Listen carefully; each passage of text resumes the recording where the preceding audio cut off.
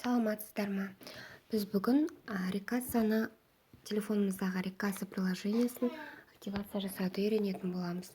Ол үшін жоғары жақтағы настройкаға кіреміз. Одан кейін жоғары жақтағы, сол жақтағы кассы дегенді таңдап аламыз. Одан кейін жаңағы новая касса, сіздерде новая касса деп тұр, плюс сол новая кассаны басамыз. И кассаның атын жазамыз. Мысалы, мен мына жерде уже жазып қойғанмын. Мысалы, ИП Фариза.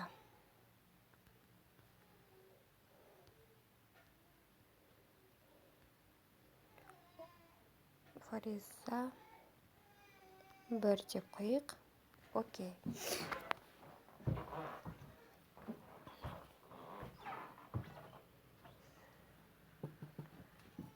Енді осыны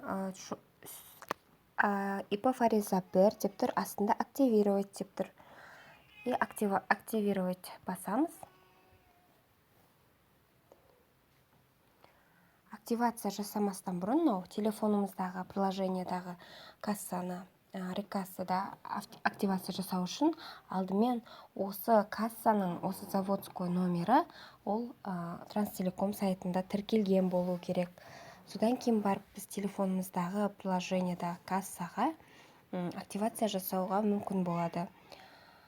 Так, енді уже біз Транстелекомға тіркелгеннен кейін бізде әдетте ID номер, токен номер шығып тұрады сайтта.